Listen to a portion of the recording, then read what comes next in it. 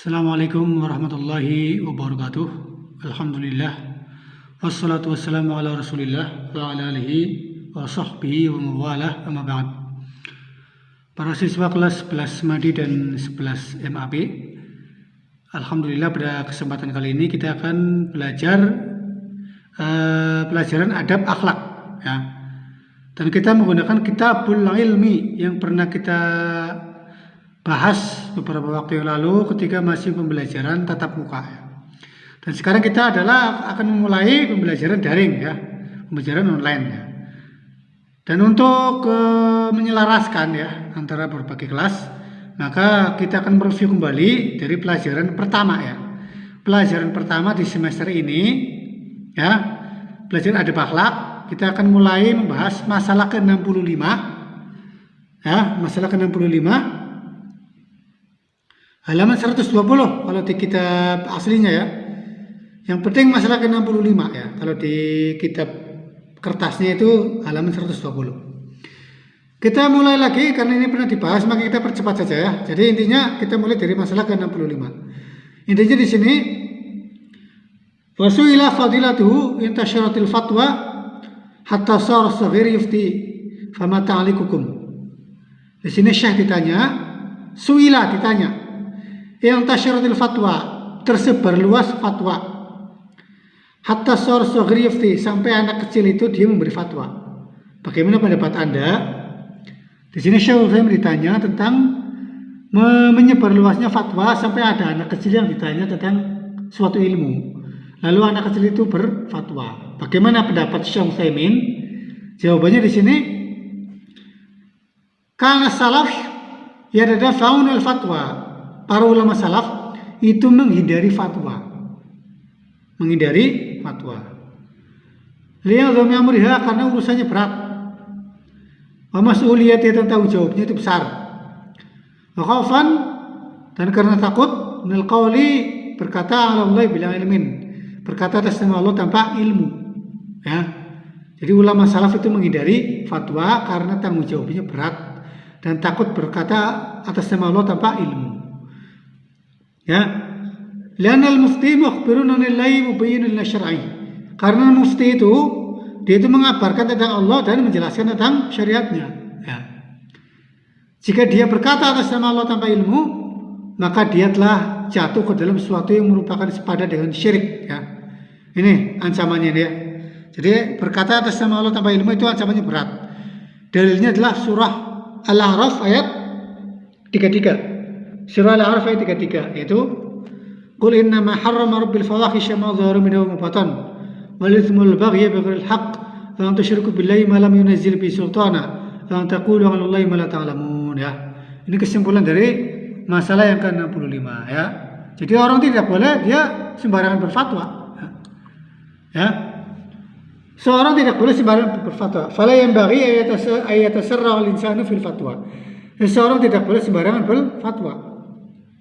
Bal yang tadhiru, tapi dia menunggu, wa tetap baru ya, mengamati, wa yuraji'u, dan dia menganalisa. Fa in daqa waqt, jika waktunya sempit, fa yuhawwal al-masalah ila man huwa a'lamu minhu, maka masalahnya dilimpahkan kepada orang yang lebih alim padanya ya. Jadi ketika dia waktunya sempit, maka dia diserahkan masalah tersebut kepada orang yang lebih alim ya, orang yang lebih pandai, agar dia selamat dari ancaman berfatwa atas nama Allah tanpa ilmu. Ini masalah ke-65 ya. Jadi menghindari fatwa. Masalah ke-66 ini ya adalah tentang apakah boleh penuntut ilmu itu dia memilih pendapat yang memilih sebagian pendapat, lalu apakah boleh penuntut ilmu dia itu memilih sebagian pendapat fikih yang menurutnya kuat, lalu dimewajibkan kepada orang lain ya. Itu bagaimana hukumnya ya. Dan apakah dia boleh mengambil pendapat yang lemah dalam sebagian kondisi padahal dia mengetahui pendapat yang kuat? Maka dijawab oleh Syekh Utsaimin, idza lam yatabayyan al-hukmu bayanan taman li talibil ilmi wa yadhullu annahu syaqqun minhu. Jika belum jelas hukumnya baginya bagi penuntut ilmu dan dia masih ragu, falahu yulzimu nafsahu, maka dia hanya boleh menerapkannya bagi dirinya sendiri sebagai sikap hati-hati dan tidak menerapkannya kepada orang lain, tidak menyuruh orang lain untuk mengamalkan masalah tersebut. Jadi jika dia belum mengetahui dengan jelas tentang suatu masalah tersebut dan masih ragu-ragu, maka dia cukup mengamalkan bagi dirinya sendiri dan tidak mewajibkannya kepada orang lain. Ya, ini masalah ke-66 ya. Masalah ke-67 ini sebenarnya dibahas, maka dipercepatin ya. Ya, masalah ke-67 ini ya juga ini telah dibahas ya, kita lewati saja ya. Kita langsung ke masalah ke-68. Itu juga telah dibahas tapi kita percepat.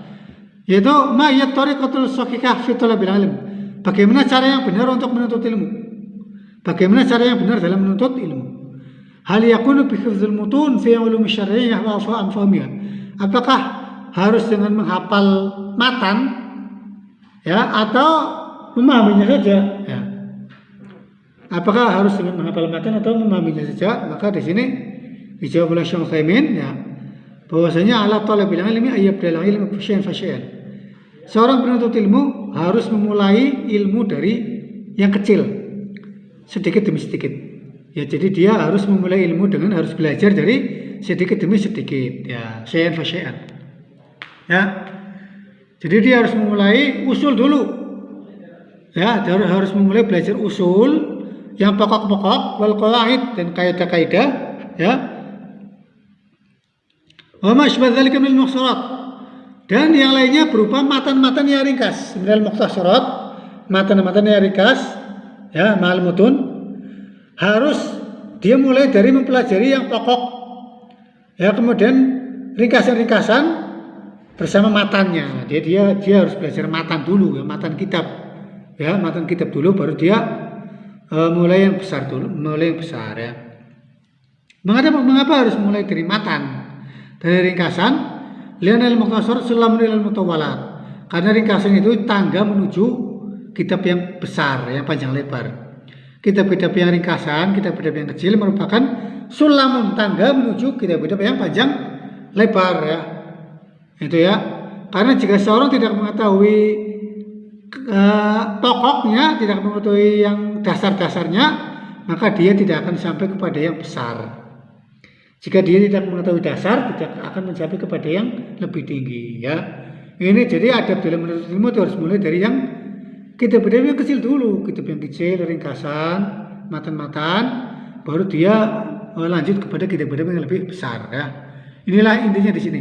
Ala talabil ilmi ayyabda ya, di sini ayyabda ala ilmi syai'an, memulai dari yang kecil dulu baru yang lanjut ke yang besar-besar ya. Tadi masalah ke-68 ya. Sekarang juga masalah ke-69 juga telah dibahas ya. Jadi masalah ke-69 juga telah dibahas. Kita lanjut lagi ke masalah 67. Masalah ke-70. Ini juga telah dibahas ya. Ya. Kita langsung ke halaman 71. Masalah ke-71. Masalah ke-71 yaitu beliau ditanya, ba'dun nas yaktubuna huruf shad. Sebagian orang menulis huruf shad baina qausaini, jadi huruf shad di antara dua tanda kurung seperti ini ya. Ya. Wa yaqsuduna bi ramza li jumlatin ramzun li jumlatin sallallahu alaihi wasallam. Maksud mereka menulis shad di sini adalah meringkas atau menyingkat kalimat jumlah sallallahu alaihi wasallam. Sallallahu alaihi wasallam, jadi gelarnya Nabi Muhammad sallallahu alaihi wasallam diringkas dengan huruf shad ya. Nah, apakah boleh menggunakan singkatan shad ini dengan maksud untuk meringkas kalimat jumlah sallallahu alaihi wasallam? Maka jawabannya Syekh Utsaimin, minata fi kitabatil hadis kama nassa alaihi ulamul mustalah alla yarmuza ila hadzal jumlah bil shad. Dan terhadap menulis hadis menurut ulama mustalah hadis adalah tidak menyingkat jumlah sallallahu alaihi wasallam dengan huruf shad. Jadi tidak boleh menulis susunan sallallahu alaihi wasallam dengan huruf shad. Shad singkatan dari sallallahu alaihi wasallam tidak boleh. Hukumnya tidak boleh ya. Begitu pula wa kadzalika ya'biru anha binat mithlu salam. Begitu pula meringkas sallallahu alaihi wasallam dengan susunan sod lam ain mim salam, ya. Ini juga hukumnya tidak boleh, ya. Tidak boleh meringkas susunan sallallahu alaihi wasallam dengan susunan salam, enggak boleh, ya. Jadi tidak boleh, ya. Ya, itu tidak boleh, ya. Alasannya apa? Wala raiba annahu nanti faidul insan ajr salah ala nabi. Karena dengan meringkas ini akan yufawitul insan ajr salah. Akan menyebabkan orang tersebut kehilangan pahala menulis sholawat Nabi. Jika kita meringkas sallallahu alaihi wasallam dengan huruf shad atau dengan salam, maka kita akan kehilangan pahala menulis susunan sholawat Nabi, ya. Itu seperti itu, ya. Itu sebabnya seperti itu, ya. Nah, sedangkan jika kita menulisnya dengan susunan sallallahu alaihi wasallam, ya, sallallahu alaihi wasallam, lalu ada orang yang membaca susunan tersebut, ya, maka penulis tersebut yang menulis pertama, yang menulis sallallahu alaihi wasallam akan dapat pahala, dan yang membacanya juga mendapat pahala. Jadi pahala yang beruntun, ya. Sementara jika kita hanya menulis shad saja atau salam, maka akan kehilangan pahala tersebut. Rasulullah bersabda, "Man shalla alaihi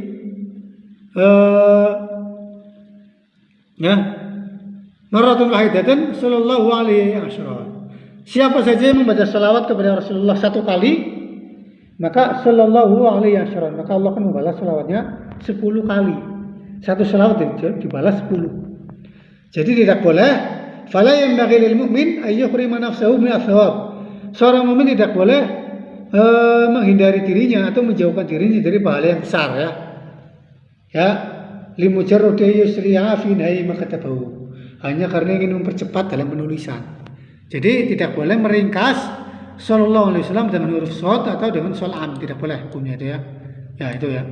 Itu seperti itu, ya. Kemudian masalah berikutnya adalah pertanyaan nomor 72.